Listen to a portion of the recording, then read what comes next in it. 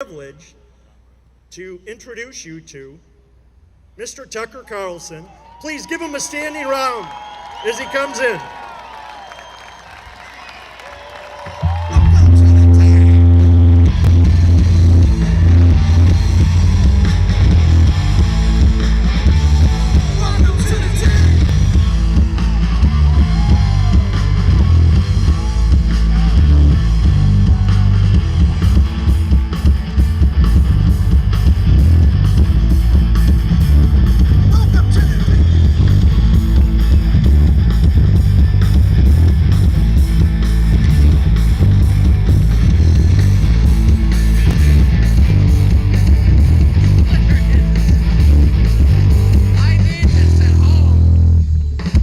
Thank you, gentlemen. I need this setup at home. I feel so affirmed when the sparks fly up and the band plays. I can't tell you how happy I am to be here. This is like my favorite state. I married a woman from Michigan 32 years ago. You're married to a woman from Michigan too. Yeah! Those of you who've married women from Michigan know, highly recommended. And so I have been in and out of the state, well, for 40 years, the 40 years I've been with her. And it's just wonderful. I always gain several pounds. I eat too much. I eat like an animal in Michigan for some reason. But I love it. It's beautiful. The people are kind. It's one of the coolest states to drive around. Wherever you stop, people are nice to you. It's sort of like my house. It's unbelievable. But every time I come here, I think to myself, who runs this place and who votes for them? No, I'm serious. I've never met, and it's not like I come to Michigan and hang around with people who share my political views. Most people I talk to in Michigan, we don't talk politics, ever. Mostly we talk fishing, which is excellent here, by the way. Ice fishing and open water fishing. But anyway, I don't think I've ever met anybody in the state of Michigan who would vote for Gretchen Whitmer. So, like, how did that happen? No, and I'm not making a partisan point. I'm just making a very kind of straightforward, non-political point. If you're running a state and people are leaving, then you are by definition failing. Or maybe it's not a very good restaurant. It's not the food's fault. It's how you're preparing it, right? So how did that happen? And every time I come here, I ask the same question, like, who's voting for these people? This is a true story. Last summer, we were in suburban Detroit where my wife grew up, staying with her aunt. And I went into Greektown to do my show. And everyone always, makes fun of Detroit, city of Detroit. And so I just asked every single person I met in Detroit. I was there for like 6 hours. Wanted out to get something to eat. Like, did you vote for Gretchen Whitmer? No. I mean, maybe they all did and wouldn't admit it. But it does raise the question, like, how does this happen? How do you take something great with great people, great natural resources, great human resources, and make it so crummy that everyone wants to move to Fort Lauderdale? Huh? And it's interesting. I've been brooding about this all week. I landed yesterday from Argentina, which reminds me a lot of Michigan, in that it has everything going for it. It's a beautiful place with smart people, excellent food, and like Michigan, it has an outflow, a net outflow of people. Like, people are from there, they love it, have to leave because there's no opportunity there. And the answer is the same in Argentina. And I'm not saying in Argentina they would prevent you from buying house paint to stop the spread of a virus. I mean, they're not that insane. Though you do get a tax break for being transgender, literally in Argentina, in the same way that your governor wants to criminalize calling people by their correct gender. So there's the fundamental American woke academic craziness. But in some ways, that's just a distraction from the core issue, which is, are you running things well?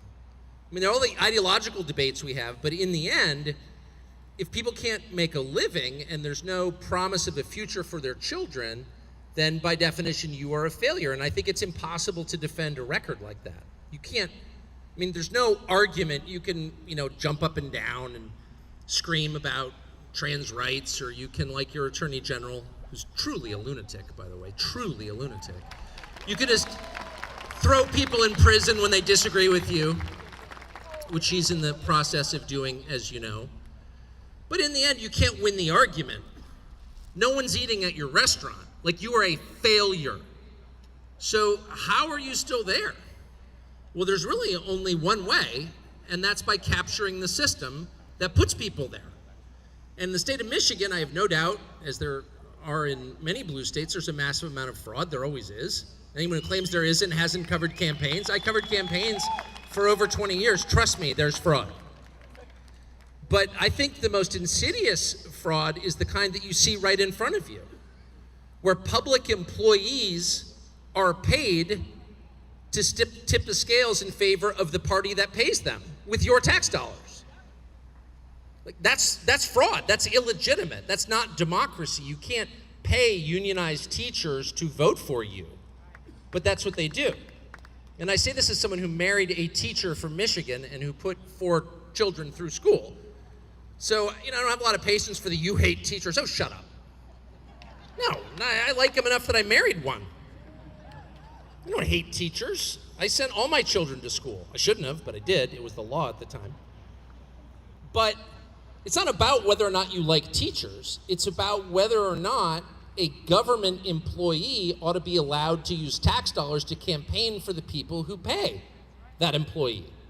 And that's completely illegitimate. That's totally third world. That's insane. If you have unionized teachers going door to door, campaigning in the 3-month vacation they get every year at your expense, you have by definition a corrupt system.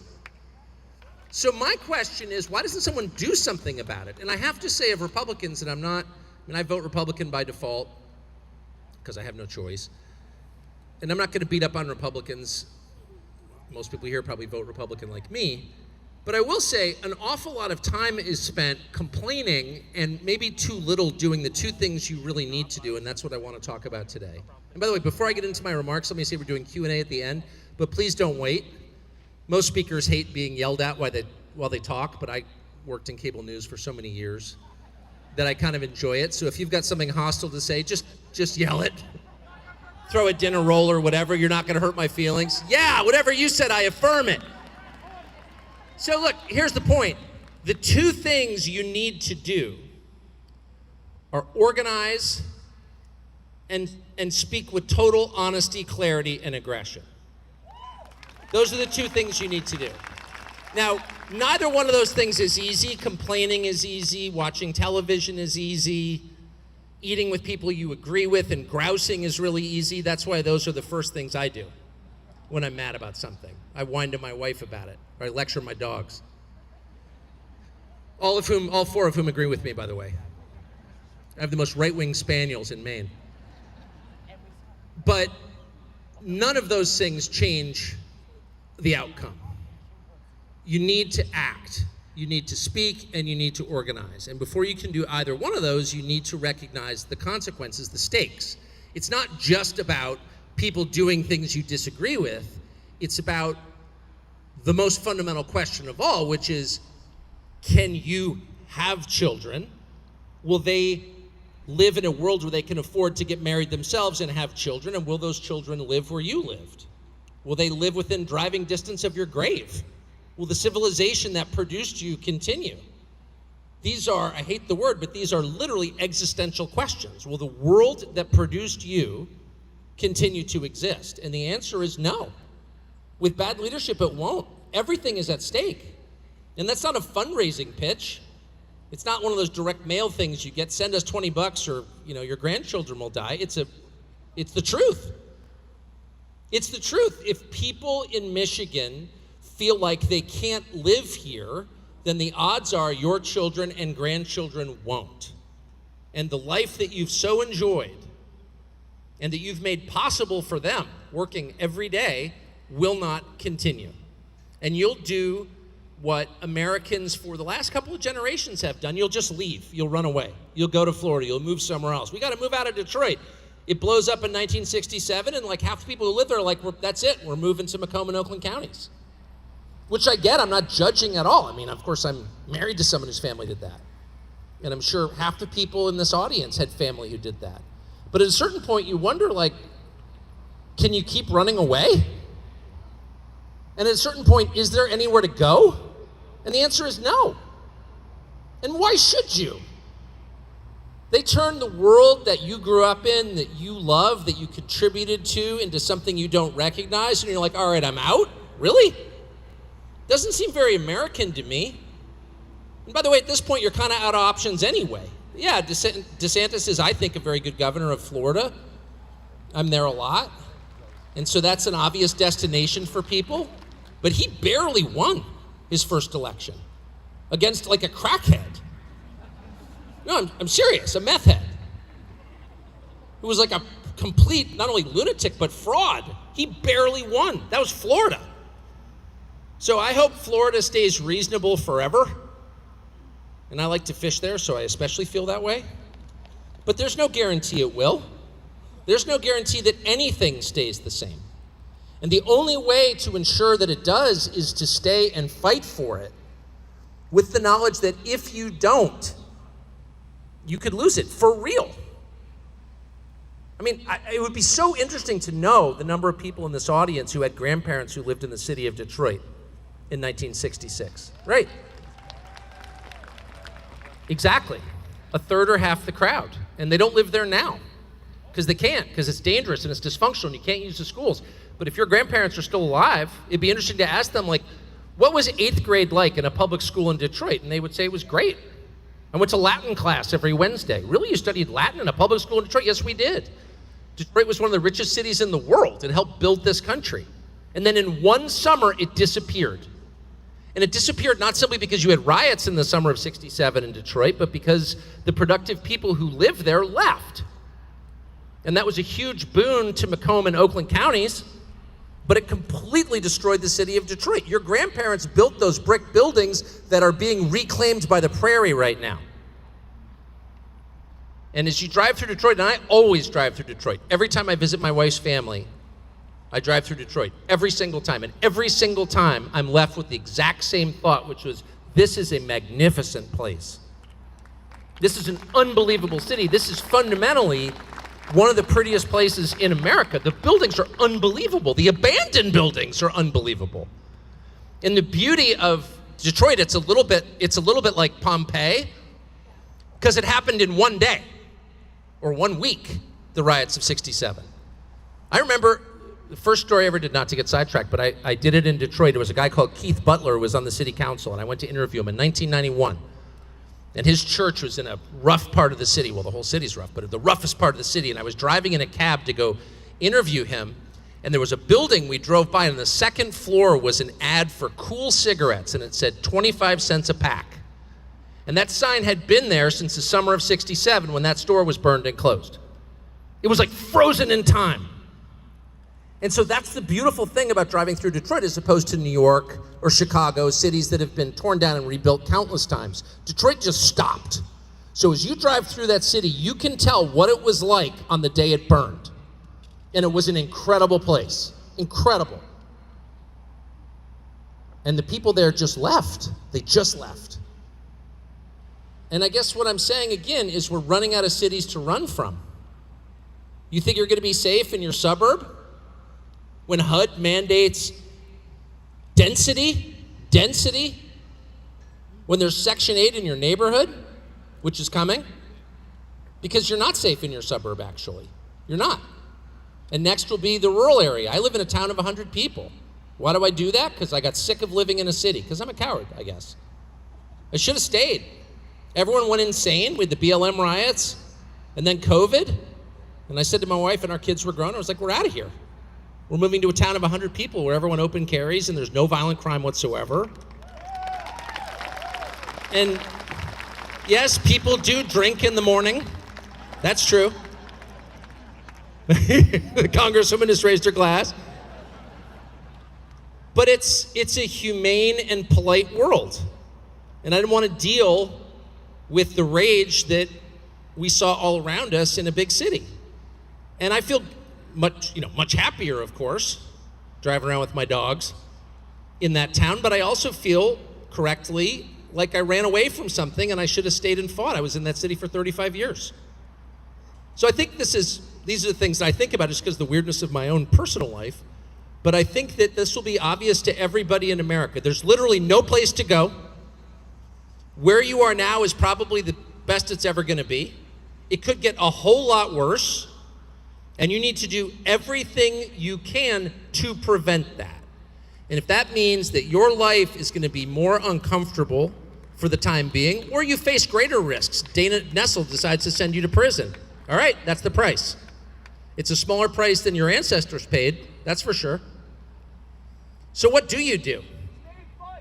Stay and fight. But what does that look like before Dana Nessel comes to throw you in prison? Well, it means, first of all, getting rid of Dana Nessel and the lunatics like her. It does. Leadership matters.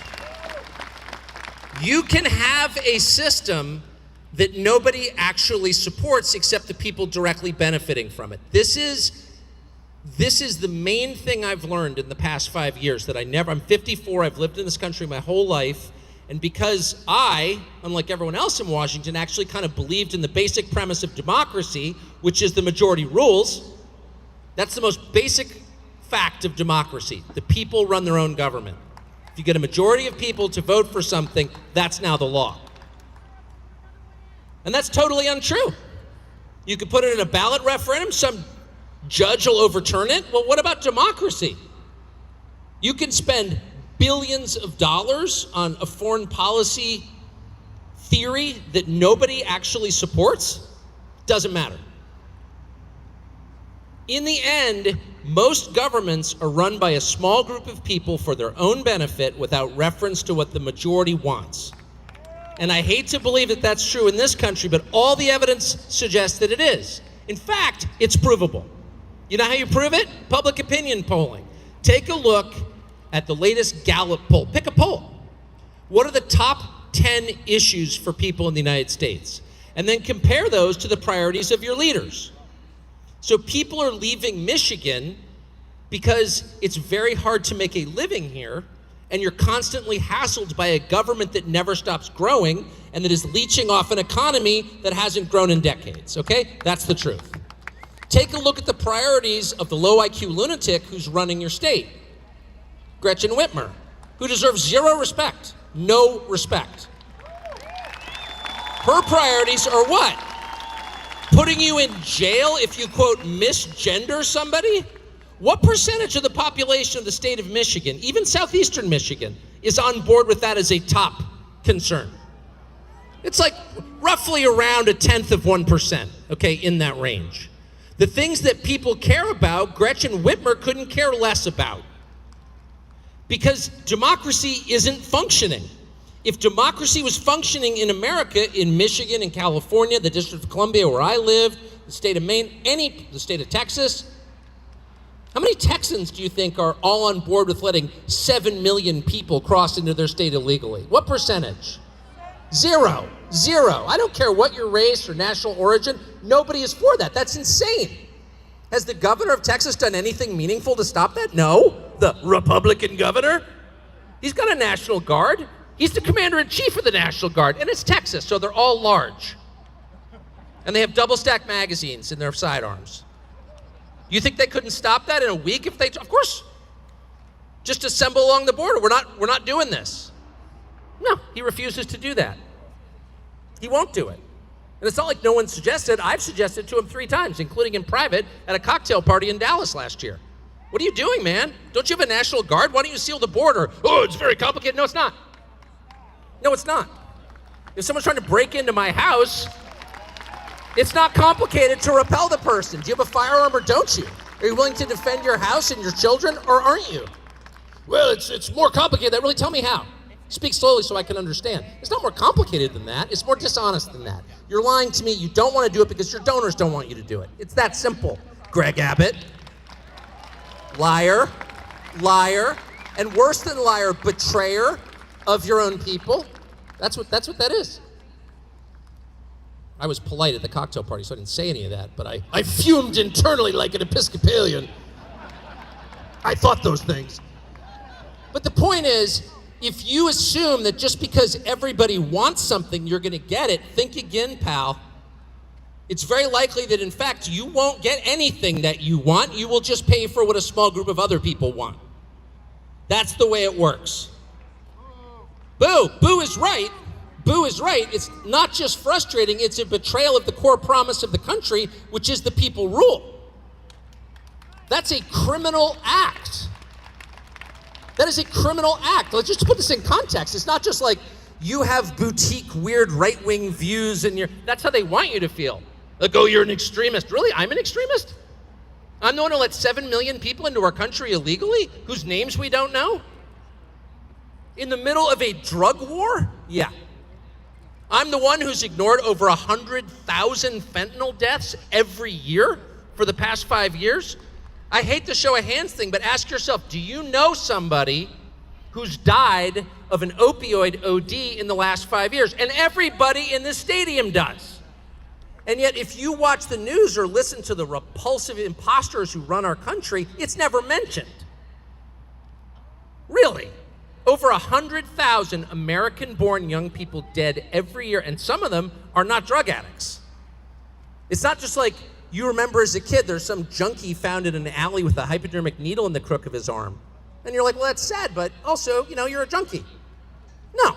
These are 15-year-olds who buy a Percocet on Instagram and are poisoned because China is exporting the precursor chemicals for fentanyl into Mexico, where it was shipped here directly by the drug cartels and put into pills that are not advertised as fentanyl. It's called poisoning.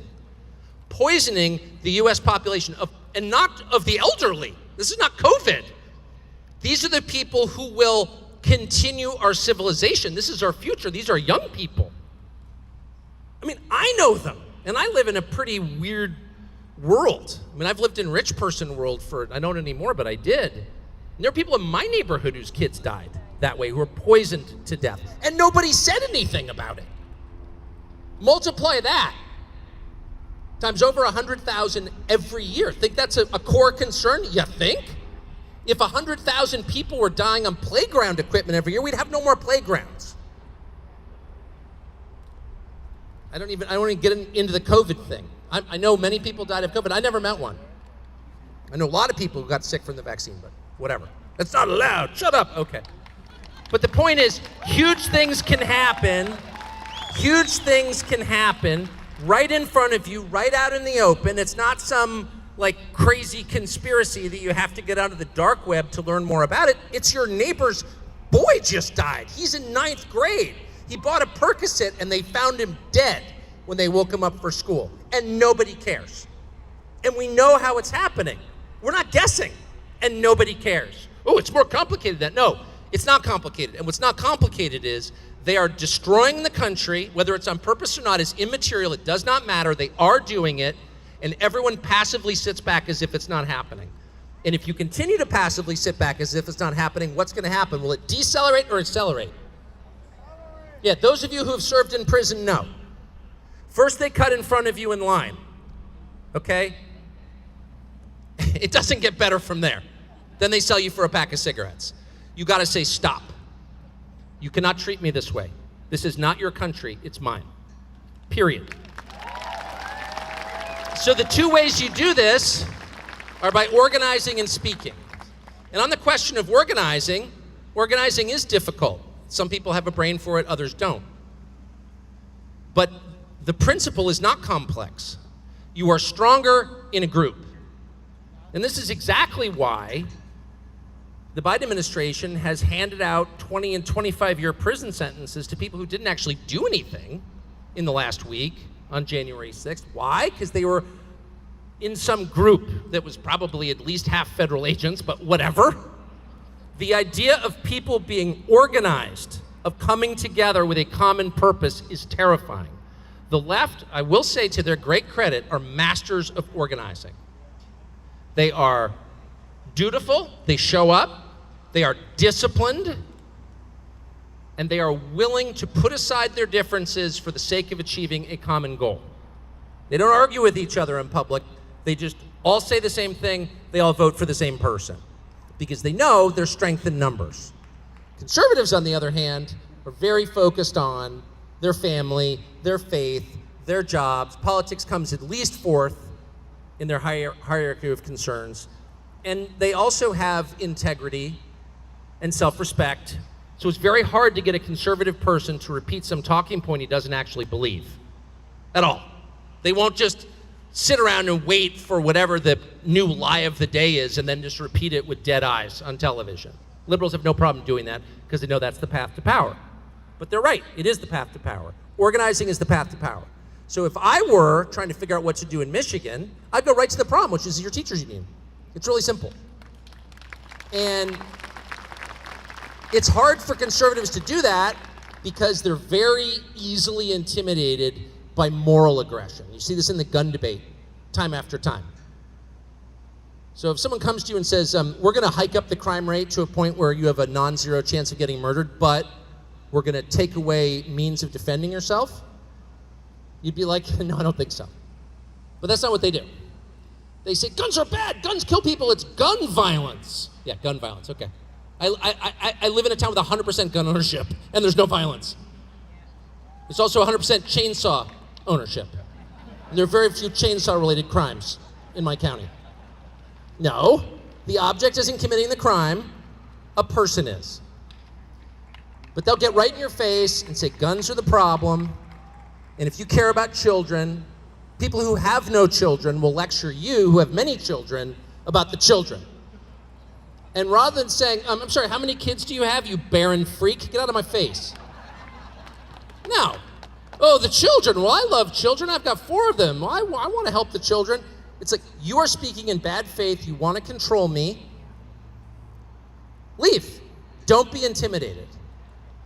And so on the question of organizing, if people who are against whether, and I don't even know what conservative means anymore, but if you're against what we're doing now, a system that does not serve people, that only hurts them, that makes them weaker, unhealthier, less reasonable, more dependent on the people in charge, that's the program. If you're against that, you need to organize. And if I were approaching Michigan, I would say, let's find a billionaire and let's spend the money not on 30-second ads, we're gonna spend it destroying the teachers union in Michigan. It's really simple. It is disgusting that government employees get to rig the system in favor of the people who pay them. It's really that simple. And by the way, oh, bless you, son. Thank you. I don't know what you're saying, but I agree with you. Sorry, that's vodka. I am in Michigan. Woo! There's no reason that people who preside over a system that doesn't actually teach kids to read, if you are in any way connected to the Detroit public school system, you have no moral authority at all. None. Zero. And nobody says that. You see some political hack on television being like, I speak for all teachers. No, you don't. You speak for the Democratic Party, you're disgusting, and we're gonna put you out of business. If I were paying for this, I would focus on the problem, which is organization. And that really is the answer to the first question I asked, which is how does a state full of really nice people, decent people, political and non-political, I'm including a ton of people who think they're Democrats in that, by the way. You still have blue-collar Democrats, even today in Michigan, I'm sure, somewhere. You know, former union guys or whatever who think it's 1978, who don't understand that the party they support has completely different priorities that are at odds with them, totally different values than they had when Walter Reuther was running it. It's a totally different system, but they haven't updated their files. They don't know that. So I would make the case to them that no, these people are criminals. What they're doing is totally immoral, and they should never be allowed to walk in public with their head held high. They should live in shame. So if you're, I remember thinking this, so I grew up in affluent, well-educated places, which are also not accidentally the most liberal places in the world right now. So when I go home to the town that I grew up in, or if I go to Georgetown in DC where I spent my childhood, people yell at me at the street, fascist, fascist. And if people yell at you enough, luckily I've got extremely high self-esteem, but let's say I didn't, but even me. mean, I know who I am. I don't really care what you think of me, right? But even me, like, if people yell at you loudly enough, you can imagine you've done something wrong. You can get off balance. You can lose your heart. Whatever the life force is that gives you dignity, that causes you to stand up straight and speak clearly without shame, it can affect that. And I would say people who are against the atrocities that are taking place daily in our political system need to regain that and to speak absolutely clearly and say no. And does that work? So that's the second question. Does it work to tell the truth without apology? Like, how powerful are words, really? Very. Whoever said very is absolutely right. So without getting boring about it, but last this spring, I decided I had been grown up in this sort of ridiculous Christian faith that no longer really exists, called the Episcopal Church, which is basically just total Wicca now, just pure paganism. And so I spent my whole life in this, and I was like, I went to the schools and brought my kids to the schools and went to church on Sunday, and I was like, the one thing that we never talked about in church ever, I don't think, was the Bible. That was for like the snake handlers or whatever in the South who are reading the Bible. We didn't have that at all. We had a ton of cocktails, a lot of like, our social program, we're helping the homeless. Every year there'd be more homeless. My church would buy tents for the homeless, and then they'd triple in size. And you'd be like, I'm glad the homeless have tents, but now there are 3 times as many homeless. Are we really helping? Shut up. Anyway, so I spent all these years in this church before finally escaping with my life. And I thought, I've never read the Bible, so I should just read it and see what's in there. I'm not going to do a Bible study, I just want to read it. So I'm almost done. It's been amazingly interesting. But one of the things I notice in this book, especially in the Old Testament, the Hebrew Bible, is there are all these groups I've never heard of before. The Hittites and the Ammonites, and then the big ones, the Assyrians, still exist. The Babylonians still exist, or none, but there are all these different groups. And they're not small groups. They were like in charge of the world, of the known world at the time. They had massive armies that rolled into cities and enslaved everybody. And then they disappeared. And there is no remnant. So I'm sitting there reading the Bible with my Wikipedia on the side, like, who are the Ammonites? Answer, no clue. We have no idea who a lot of these people were. No clue. And they were in charge of the known world. It wasn't that long ago. It was like 3,000 years ago. They ran everything, and now we're not even sure where they lived. And they had the most advanced weapon systems in the ancient world. And they're totally gone. And we can only guess as to their identity. You are one of them. You're an Assyrian. Yes! The Assyrians were no one to be trifled with at all. Congratulations. You had fierce ancestors. So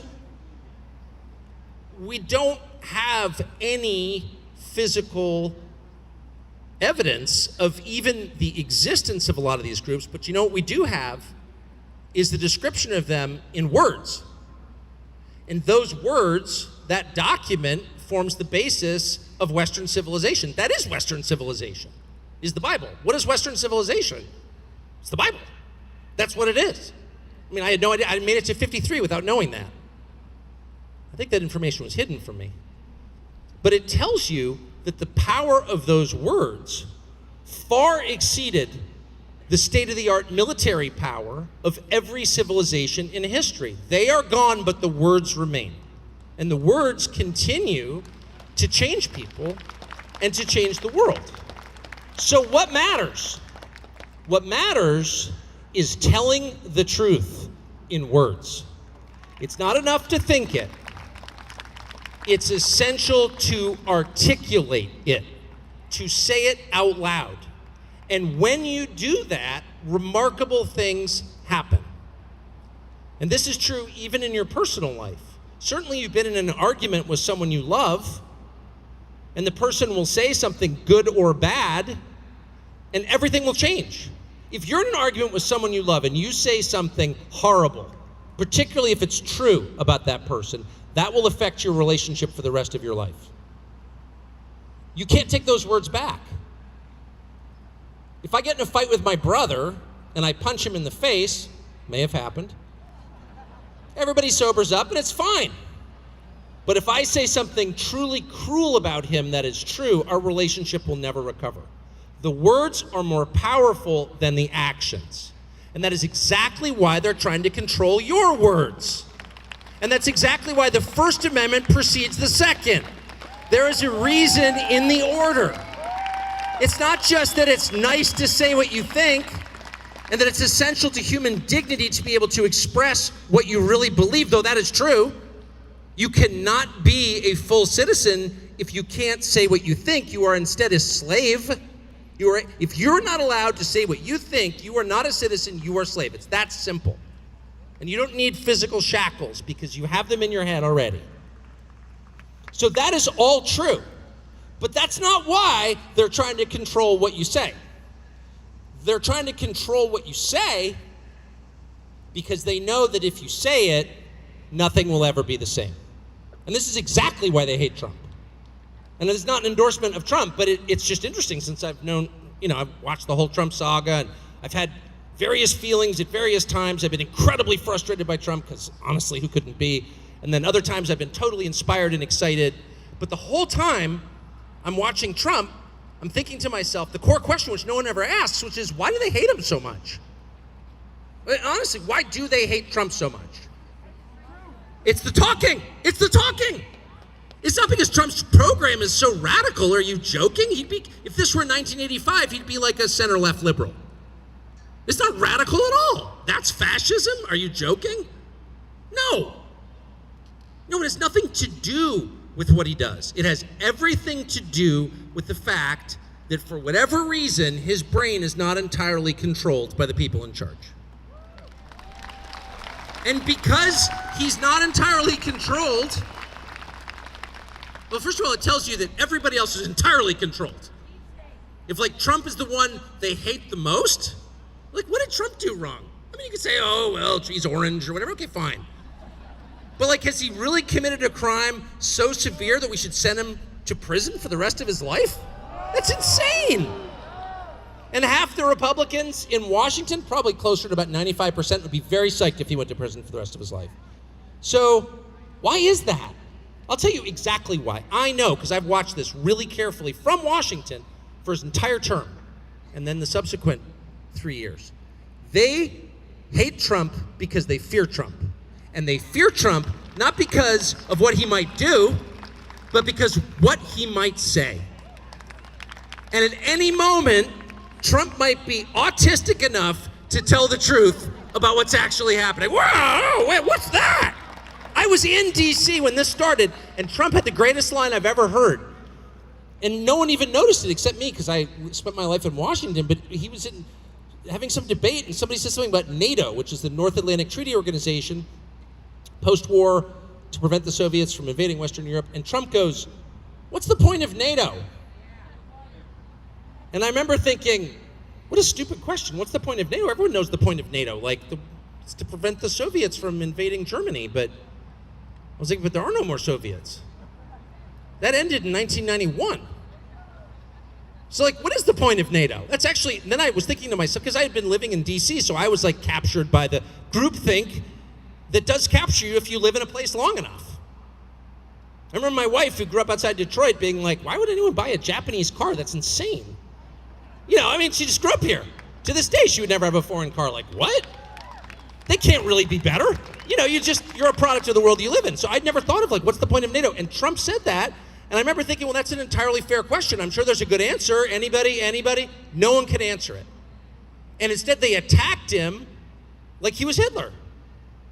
And I remember thinking, why are you mad at him for asking what turns out to be a totally legitimate question? And maybe you've got a good answer. What is it? Shut up! Oh, shut up. That's your answer? Really? And it was that kind of thing. And it was the fear that he might say one of 1,000 things that you're not allowed to say, which is pretty much everything at this point.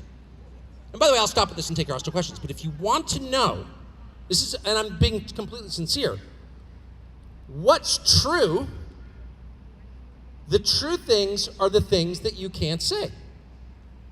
I cannot remember the last time someone in public life was prosecuted or even criticized for lying.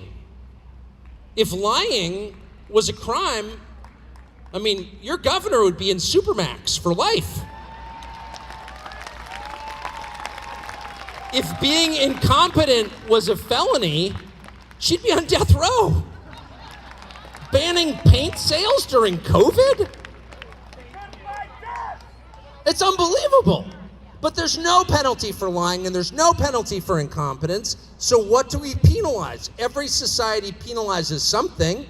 There's a death penalty offense in every society from the beginning of time. What's ours? It's telling the truth. If you tell the truth, the real truth, the no BS truth, like what's actually going on here? Is this actually working? And no, it's not. Why isn't it working? If you were to be honest about that, you're done. So you have to ask yourself, like, what does it say about a society where the only penalty is for noting what's true? It says something pretty bad about that society. Do you want to live in a place where lying is mandatory? No! It's a third world country, as someone just said. It's literally 2 days ago, I was in downtown Buenos Aires, and I said to somebody, the economy's completely collapsed, they have hyperinflation, and I said, what's the exchange rate on the peso, the Argentine peso, to the US dollar? And they're like, well, the government claims it's 350 pesos to the dollar, but actually it's over 700. I was like, so the government lies about what the value of its own currency is? Oh, absolutely. I was like, that's crazy. And by the way, to pay for lunch, it takes a stack of pesos the size of a cinder block. You need a backpack just to buy a pack of cigarettes. It's unbelievable. But I was like, I can't believe the government lies about the value of its own currency. And I was like, oh, wait, sorry. I shouldn't be surprised. Because mine does too. And about everything else. So if you want to make that better, and I'll stop with this, I think the only answer is to tell the truth calmly and slowly and fearlessly. Everybody knows what it is. They'll come at you. First they'll tell you you're hurting someone's feelings, you're mean. That's always the first. Then they're trying to appeal to your basic decency and then subvert it. No one wants to be mean. They did this during COVID. Well, you should take the shot. Well, what's in the shot? Shut up and take it. But I don't need the shot. I already had COVID. You know, I'm 26. I just ran a Ironman. Shut up and take the shot. Well, what if I don't want to? You're killing your grandparents. Okay. And so that's the first thing they do. They accuse you of being mean. Then the second thing they do is they call you insane. You're a conspiracy theorist. Really? If I were the sort of person who gloated, I would keep a list of all the times I personally have been called a conspiracy theorist or a wacko, and then compare them to the outcome 5 years later. They all turned out to be true. And I try to be a decent Protestant, not brag about myself, but like, the list is long. Very long. And then the third thing they do is just criminalize telling the truth. And you're seeing that now. There are people who are going to jail for non-trivial lengths. By the way, anyone who's ever been to a jail knows, and there are a bunch of sheriffs here, and they know best of all, any time in jail is not trivial. Any time behind bars. A drunk driving offense for a night can change your life. You don't want to go to jail. Period. It's not a joke. And anyone who tells you, oh, he's going to Club Fed where they have volleyball, right. Taking away a person's freedom and locking him in a cage where he can't see the stars at night is, short of killing him, maybe more than killing him, the gravest thing you can do to another human being. So no one should ever minimize the penalty of prison time or jail time. It's profound. It'll destroy you and your family. And they're sending people to prison for saying that the last election was rigged, which it was. So, oh, how can you say the last election was rigged? Well, when the country's largest law enforcement organization, the FBI, actively works on behalf of one political party, and when its largest intelligence gathering agency, the CIA, does the same, it's a little bit like what's happening in Michigan. When federal employees paid for by the tax dollars of everyone take an aggressive position on the side of one political party, you can't have a fair election because you're using public money to put your thumb on the scale on behalf of a partisan cause. It is totally immoral. And it's not free and fair. If our election took place in Bolivia, the 2020 presidential election took place in Bolivia, I can promise you the State Department would report back and say that was not a free and fair election. And Wikipedia would report it was a clouded election because there was fraud and interference, which there was. If some oligarch, some tech oligarch, spent nearly $500 million to control the mechanics of the Bolivian election in 2020, we would say it's not a legitimate election. But when Mark Zuckerberg does it in the United States, he's just helping with COVID. Yeah, we're really afraid of COVID, I'm sure. Yeah. So for saying that out loud, people are going to prison. And of course, the whole point is to convince you not to say it out loud. So don't let them. That's the only point. Don't let them. And if you keep telling the truth, some of you probably get indicted by Dana Nessel. Woo-woo. Well, you're going to women's prison, a little better. But still prison. But it's worth it. Anyway, don't be intimidated. Your children's future depends on your bravery. Tell the truth. Yes, ma'am.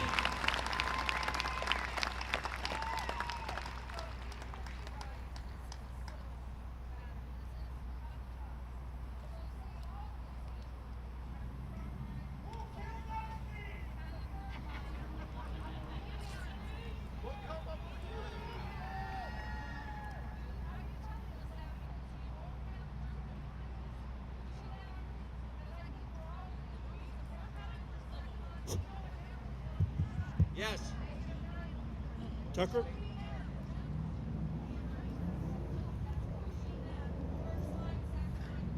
It's a great question. I'm just going to repeat the general outline for those who didn't hear it, which was, if you take a stand like that, will there be someone with power to back you up? And you used a military analogy, and you said, if I'm running face first on the barbed wire and letting others run over my back, which is effectively what the people who Dana Nessel is trying to send to prison have done, will there be anyone to help me? Where are the generals? And the truth is, this is the inverse of a functioning military force, of a functioning army, where the generals lead.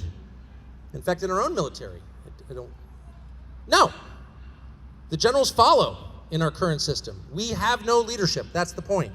And if there was leadership, we wouldn't be here in the first place. And so I'm sorry to say that. But since I know a lot of the people personally who are the generals, I can tell you it really is like Bolivia. They're sitting back there with a chest full of medals and they've never heard the crack of gunfire. I mean, they're cowards. They're followers. That's just true. And you know that that's true. And when you're frustrated by the leaders of the movement, whether it's a TV network or some senator, you're frustrated because they're not leading. That's why you're frustrated. And you know they're cowards. And I think it's probably an overstatement to say they're secretly working for the other side. Some of them are. But it's not that they're secretly working for the other side, it's they're afraid to stand up to the other side. They're afraid, they're cowards. Now, that's very distressing, but the good news is because they are cowards and because they are followers, how did followers get in positions of leadership? I don't even understand that. But because they are followers, they will follow a popular movement. That's the truth. If they see something happening, and the media will, of course, you'll become Nazis. I'm just letting you know that, okay? And if you're a normal person, I've lived this. So it's like the first time someone calls you a Nazi, you're like, what? I hate the Nazis. What are you even talking? Like, it's disgusting to be called a name like that. It's very upsetting. And the trick is just to remind yourself, I know who I am. I'm not motivated by hate. I'm motivated by love of country and love of my family. You're not going to define me. I'll define myself. Thank you very much. And in my own life, it's like, is my wife proud of what I'm doing? If she is, she's a lot better person than Kamala Harris. So like, up yours, Kamala Harris. I don't care what you think of me. I'm from here. I was born in this country. I'm gonna die in this country. I'm not gonna be bullied by you because you're calling me naughty names. It has no power over me at all. And I think if you go into it with that posture, people will follow you, including leaders. The last thing I'll say, what's the core prerequisite for leadership? And it's bravery. It's bravery. That once was true in the military.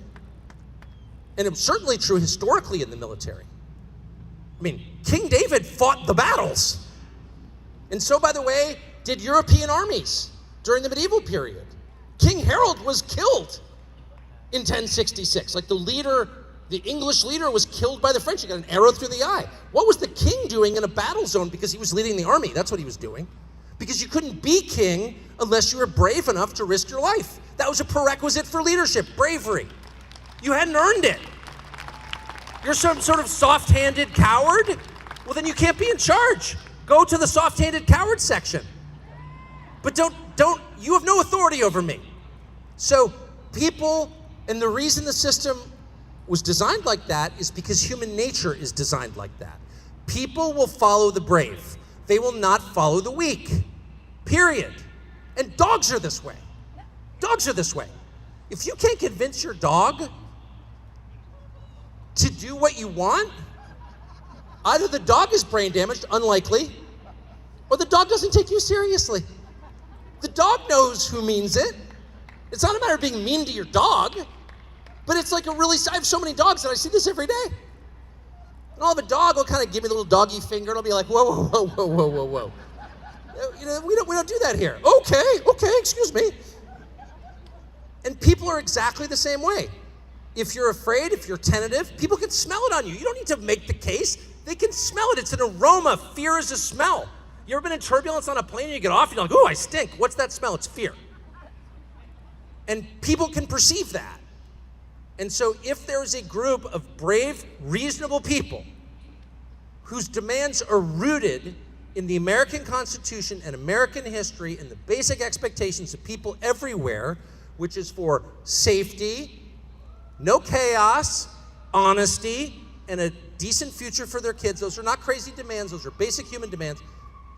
Our fake leaders will follow you. Yes, ma'am. Hang on just a sec. Nope. What's your name, please? My name is Kristen Megan Kelly. I am both a media contributor and an exposure scientist, and I have a question because my colleague Tammy Clark and I were responding to East Palestine, Ohio, and you seem to be the only mainstream media individual who was covering the story with one of our plaintiffs, Courtney Miller. When the left is usually the tree huggers and the pro-environmentalists, why do you think it is that you were the only top figure covering what was happening in East Palestine, Ohio? I know we have regulatory capture, but I still cannot understand why the left and CNN and MSNBC have not covered this. Well, because they hate the people who live there, that's why. And the only reason I was interested in it is because I live in a place that's so similar to East Palestine. Same kind of population, former industrial center. I mean, my town was never an industrial center. There were two mills. One made clothespins, the other made dowels for thread. So it was always kind of low-level, working-class manufacturing, but those went away in the 80s, and the people there have been either moving away or getting addicted to fentanyl ever since, and being unemployed and sad. So, I mean, I've lived it. I mean, I haven't lived that. I have seen it. I've lived around it on and off my whole life, and what's amazing is not that manufacturing died, but that nobody cared that it died, and nobody cared about the human wreckage left behind. And it enraged me. And you know exactly why they didn't care, because the demographic was wrong. That's just true. And I hate that. You either believe that all human lives are equal, not equal in their ability, but equal in their moral value, because God created us all, or you don't. That all lives matter. You either believe that or you don't. And I believe that. And they don't believe that. And they don't believe in God. They're atheists. True. They think they're God. And they can assign value to human life, but I don't believe that. I didn't create people. I didn't create the world. I just showed up here in 1969, and I'll be gone soon. So I'm not the author of life, and so I have to kind of respect what's clearly true, which is that all human life is equal in value. Period. It doesn't mean all human life is equal in computer programming. But it means when it really comes down to it, on our deathbeds, we're all the same. And they don't believe that. And it enrages me. And, you know, people are like, well, you're just saying that because you're white. Right. First of all, I'm not from a working class white background. Like, I have less in common with the people of East Palestine on some cultural level than I have in common with some Princeton-educated black guy who lives next to me in D.C. I mean, I'm just being honest. It's not about sharing the same skin color. It's about sharing the same humanity. And the people in Washington, the people in charge of the West, don't think that way at all. They think that some population should be exalted and given special privileges and others should be allowed to die. And I think it's totally grotesque. I'm so offended by that, I can barely stand it. And I remember when someone came out and said during the summer of 2020, after George Floyd died, someone's like, well, all lives matter. And the guy was fired for it.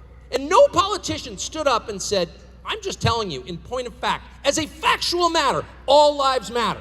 There was not one politician who had the huevos to say that. And I remember thinking, I don't even recognize this country. If that's a white supremacist sentiment, what are you even talking about? That's a Christian sentiment. It's a human sentiment. And they were allowed to take that position unchallenged, and the result is the fentanyl crisis, which again, they ignore, East Palestine, which they ignore, and the general poverty and desperation of rural America. And if you don't believe that, get in the car and drive for 500 miles and see what your country looks like. I mean, again, I live there, so I see it every day. It's like they don't care. Well, their not caring disqualifies them from leadership and means that I will spend the rest of my life trying to shame, humiliate, and eject them from office. I mean that.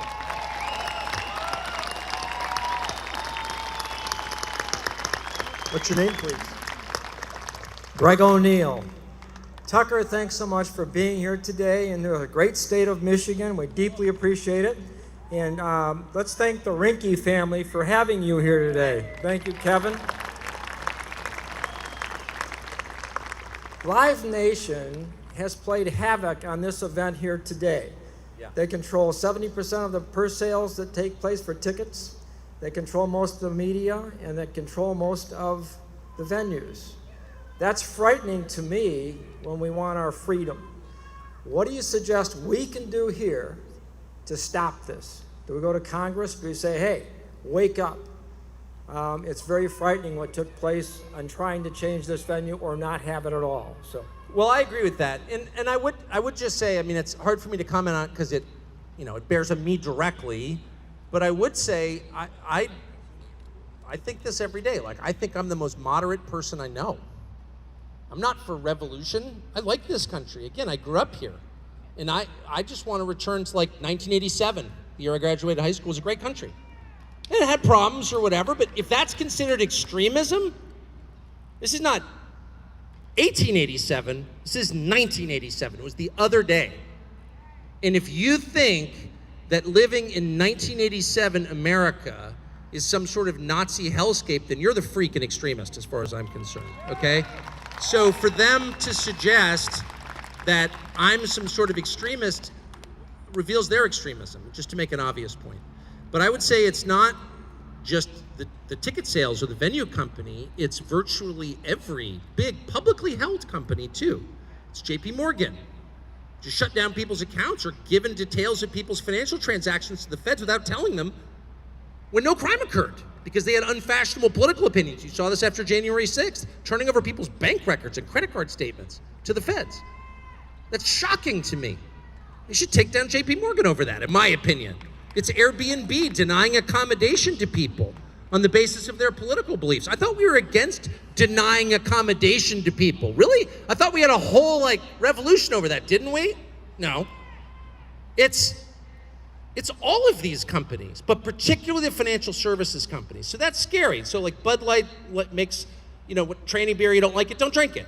Good. I'm glad. I'm happy to see Bud Light suffer. But beer, and I know this could be shocking in Michigan, but I'm just being honest, beer is not essential to life, okay? But food, shelter, they're essential to life. So if, I'm totally kidding, beer is essential to life, I totally agree. Bud Light though, not. But if you start tampering with the things that people really need or making access to them contingent on reading some dishonest left-wing script, which is what they're doing, then you're a totalitarian country at that point. And I don't understand, debanking somebody is fascism, flat out. And so I'm not really sure what you do. I mean, I'll just say this. That kind of behavior is so truly extreme. It's so intolerant and it's so intolerable that if they don't knock it off, you may have violence in our country. You can't keep behaving that way. And so in the interest of preventing some sort of violent national schism, because if people can't live in a country unless they pretend that men can become women, for example, which they can't, because it's detectable at the DNA level. Sorry to plunge into science class here. But if you have to tell lies that stupid in order to stay at an Airbnb or have an account at JP Morgan, then we're gonna have conflict in this country. So I would just hope that lawmakers would do something about it. Not simply to respond to conservatives who are being marginalized, but to keep us from civil war. We gotta pull back from this stuff. Congress needs to say, I'm sorry, there are ways that we can hurt you, Airbnb or JP Morgan. In the case of JP Morgan, a lot of ways. And we will. And we're gonna hurt you unless you stop doing that. You have to have a country where people's political beliefs don't determine whether they can stay indoors or eat food. Okay, because that's just North Korea. And I understand, Jamie Dimon, that you're not doing this because you're mean, you're doing it because you're under pressure to do it. But you can't. You have to hold the line. That everyone should have access to a bank account, even if they voted for Donald Trump. Like, that's okay. And don't go down this road. But we're going to need Congress to. There's literally nothing we can do about it. Because it's not just one company, it's most companies. It's going to need congressional action. And by the way, they are afraid of lawmakers. Unfortunately, the lawmakers are dependent on them, and that's why we have no reform. That's why Facebook is allowed to rig an election, and Google is allowed to rig an election, which they did, and no one does anything because the tech lobby in DC spends so much money on both parties that no one will stand up to them. But that has to change, or else things could get super crazy, I think. Tucker, we're over here. Your name? My name is Alec Beaton. I'm 21 years old, and I first want to start off by thanking Eric Castiglia and the British Michigan Foundation PAC for giving me the Anthony Castiglia Scholarship. So my question for you, Tucker, is you talked about organizing groups of people and how Detroit has been lost in the prairie. Every year, 16 million Christians, 100,000 fishermen, and 50,000 hunters don't vote every year. But if they did, they would vote right-wing. On top of that, I want to ask you, how should Republicans capsulate this voting base? And do you agree that we should stop wasting time trying to retake cities like Detroit, which will never vote red, which demographics prove? I didn't fully comprehend the last part of your question, but I think we should focus on gettable votes. Is that what you're saying? Yes, I think the Christian thing is, I don't want to be lectury or preachy or whatever. I've already admitted I was an Episcopalian, so I have no grounds for lecturing anyone on religion. But I'm very, very distressed by the state of the American Christian church and really disgusted by it, frankly disgusted by it. And the amount of collaboration between pastors in Protestant, I'm talking about Protestant, I'm Protestant, so I can only assess that. But the amount of collaboration between Protestant pastors and a government that hates them, explicitly hates Christians and Christianity, it couldn't be more obvious, is shocking to me. And the number of pastors who somehow decided the New Testament commanded their parishioners to take the COVID vaccine, you should resign. You should apologize for saying that, at the very least. And I just was shocked by that. I was completely, in fact, I haven't been to church since that happened. I was so mad. And so I'm very sympathetic to Christianity, as you can probably tell. And if I'm too mad to go to church, I think you've done something wrong. I think that's fair. And in admitting it, I've done many things wrong in my life, but admitting it and repenting is not only the Christian message, but it's also essential for your own soul. And so they should admit that, and the insanity after George Floyd's death, where churches were getting up to say Black Lives Matter, which is an aggressively anti-Christian group, and Christian churches are promoting it. I don't think I've ever been that offended. So I don't know what to say other than Christians are part of the answer, are the answer. and I wouldn't even just say Christians, I would just say this. I divide the world into two groups. People who think they're God and people who know they're not. And I'm a Christian, so I get kind of wound up about it. But, I'm going to the Middle East tomorrow. And I'll just be totally blunt with you. I like religious people. And there are certainly parts of Islam that I'm still mad about 9/11 anniversaries tomorrow. But on the other hand, any people who have to pause 5 times a day to be reminded that they're not God, those aren't my enemies, necessarily. It's true. I like people who know they're not God. It's the people who think they are God who are a danger to my family. Because when you think you're God, there's no limit on your behavior. When you know someone's watching, you behave very differently. And so it's the hubris of the neoliberal global leadership that scares the crap out of me. They're literally telling you they can change the weather. You can change the weather? Really? Bring water from that rock and I'll believe you. Oh, you can't? Shut up. Anyway, yes, I think the Republican Party in Washington has treated believing traditional Christians terribly. They have contempt for them. I think most Christians know that. But if you were running a functional political party, you would be totally open about it. And the only people I trust personally are in that category. I'm just telling you. Sorry. Here we go out here. Hey, Tucker. Whoa, that was loud. Hey, Tucker. Garris O'Donnell, leader of the Grassroots Army. I want to thank Eric and Kevin, and then for you for taking the time to come out here and tell the truth. But my question, I think a lot of us here want to know, is when are you running for president?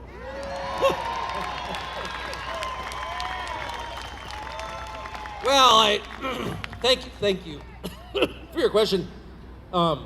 There's a lot of concern about security in politics. I mean, clearly the intensity is ramped up to the point where security is a real concern. But I know that in my case, with 3 daughters, I'd be assassinated immediately by them if I tried to do something like that. No, I mean, look, my gift, I've never been elected to anything. My gift is talking. What a bad thing. My gift is talking, and in general, I don't trust people who stray from their lane. I've always felt that way. The famous joke, I'm a great actor, but what I really want to do is direct. Shut up and act. Do you know what I mean? I was a talk show host. I've been a journalist my whole life, 32 years. I'm the son of a journalist. That's kind of what I do. I know being a journalist is probably right above, asbestos manufacturer, child molester, and the public view, but the traditional view of journalism where you find out what's going on and you tell people. It's not hard. It's not a profession, it's a trade. I like doing that. I'm pretty good at it. And at 54 to be well, actually what I really want to do is run a country. That might be an example of the kind of hubris that I despise. And I'll comment on it, I feel like that's my strength. But I have to say, if I could just stop it up with this, but to make an obvious point, the caliber of politician has never been high. And there's some great ones. I have a few friends in politics who are great people there for the right reason. That does exist for sure. But overall, the quality does seem to be in decline a little bit. And that's distressing because these are important jobs. We make fun of Congress, what do you do all day? Well, I don't know. Appropriate trillions of dollars, chart the future of America. It does matter. We put a senile guy in as president. Literally, where we didn't. 81 million voters did. Who are they? Can we name them? 81 million votes. Okay. More than Barack Obama. All right. It's crazy the lies they tell. It's almost like the lies get more preposterous just to see if you'll believe them. Do you know what I mean? He got 81 million votes. No, he's really running the government. Anyway. Tucker, you ready for another one? Absolutely. Hi, Tucker. I'm Debbie Ringel, born and raised here in Utica. Both my great-grandfathers bought plats here many, many, many years ago, and they were part of the Hogs Hollow leadership. When I think about what you said in terms of holding your ground, don't leave, fight, I believe in that. My kids, I have 3 of them. The youngest is 23, went to university, got indoctrinated And they keep saying to me, is this really the hill you want to die on, Mom? Hell yes. Hell yes. This is a hill I want to die on. I will fight against pornography in the schools. I will fight against all of this indoctrination. And what I want to know from you, Tucker, and thank you so much for your bravery in speaking truth to power, is as a Christian and knowing that what we're fighting against is those who believe they are God, what are your words of encouragement to all of us? I don't need encouragement. I'm good. I'm strong. I will fight to my death on this. But to everybody else who's faltering and wavering, what is your encouragement to them? Well, I mean, my words of encouragement would be similar to the encouragement that I receive daily, which is from other people. I mean, it's amazing how depressing it is, and really has been since Memorial Day of 2020. That, to me, that's when it started. When they started telling all these lies about George Floyd and then burned all the cities and then claimed they didn't, and then COVID happened. It's like, it's been true insanity since about May 30th, 2020. And hard for me to look at the news, but that's my job, so I have to. So I found myself wrestling with discouragement and rage, more rage than discouragement. And you don't want to be angry. You can't make wise decisions in anger. Anger's a sin, so avoid anger, but it's hard to avoid anger. So I have just been so struck as I've seen all these things happening that I find repulsive and dishonest, really just the lying at scale that's going on. I've been struck by all the wonderful and truly decent and kind people that have emerged in my life, almost as a counterbalance to that. I mean, I don't know if you remember, but like 10 years ago, how many truly deep conversations did you have about life and the world and death and the future of democracy with other people? Like, probably not too many.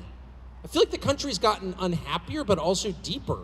I feel like people's relationships have become, I've lost 1 million friends because I'm now a fascist or whatever, but I've also gained so many friendships that are even more meaningful to me. I see that everywhere. And I don't think you need to be a believer to ask, like, is that natural, or is there some sort of supernatural element to that? And I think that's kind of most people's experience of life. Like, there's tragedy, but there's joy, and you get them in roughly equal measure, maybe a little bit more joy than tragedy, but that's just kind of the experience of living. And I have found that as my anguish over the country has increased, so has the joy and the wonder I feel in dealing with other people. And I think a lot of people have had that experience. I mean, I was talking to a buddy of mine the other day. I was like, I had this like such a deep conversation. And I'm like, would we have had this 5 years ago? No.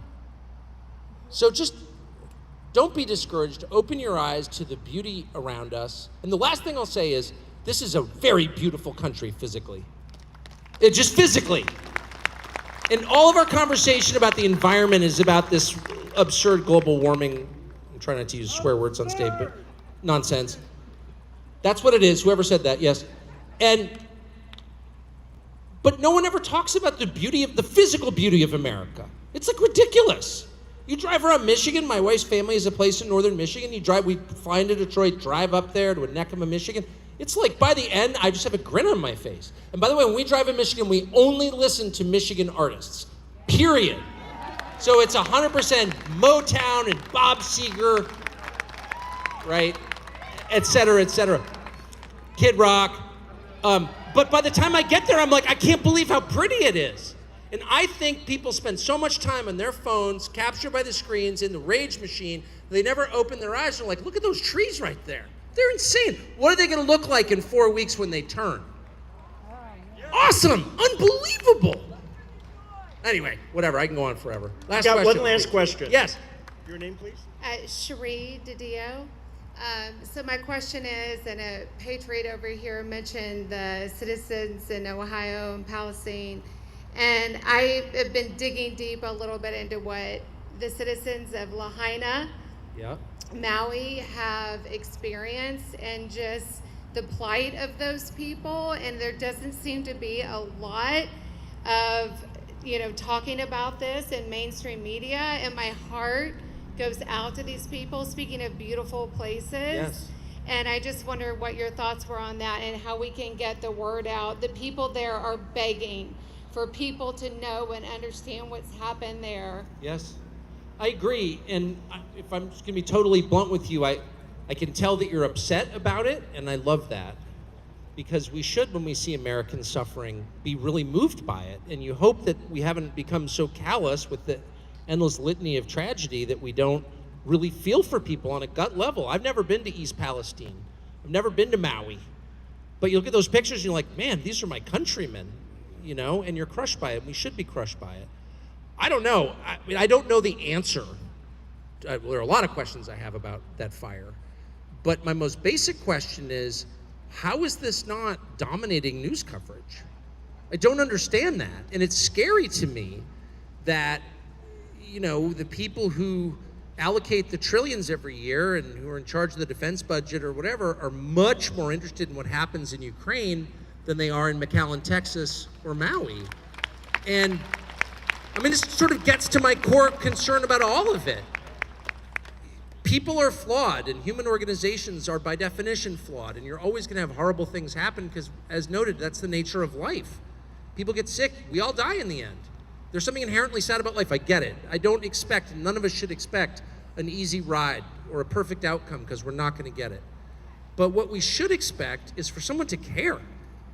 And I do think that really is part of Trump's power.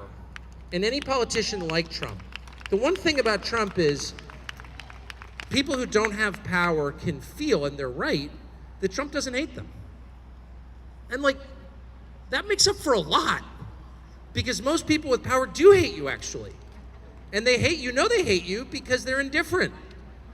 I'm watching a really close friend go through a divorce right now, which is, everyone's here has seen it. Speaking of tragedy, there's almost nothing worse than that up close when you get it. This is a very close friend, so I'm hearing all the details. And he said to me the other day, it's gotten to the point where we're not yelling at each other, we just don't care. And that's the end stage. That's true hate, when you don't care. It is. It's just, and that is kind of what a lot of suffering Americans are getting from their so-called leaders. Is they don't even care. It doesn't move them at all. It doesn't intersect with their priorities. And I think I think we're setting the stage for something really, really bad. I would rather, last thing I'll say, is I would rather have a leader who was even drunk.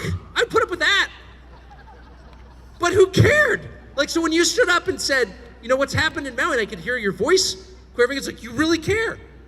I don't know what happened there. I don't know what the answer is. I don't know how he prevented again. But I know that any solution begins with being deeply moved by what just happened. And if you don't have that, you won't have a solution. Thank you. Thank you for having me. So, Appreciate Tucker, it. before you leave, I want to present you, me and Kevin, with a couple things. We have our official America First shirt, where we support our police on the side. And then Stand Up Michigan, in Brighter, Michigan, we have one motto together, and we're trying to bring in Garrett's Grassroots Army in every organization that is fractured in this state. There's one thing we can believe in, and that is choose freedom. Amen. Choose freedom. I'll be wearing those on my front porch tomorrow. Thank you. Thank you. And if you wouldn't mind signing the painting, we would just appreciate it. Thank you, Tucker. The painting over here. Follow me. Okay.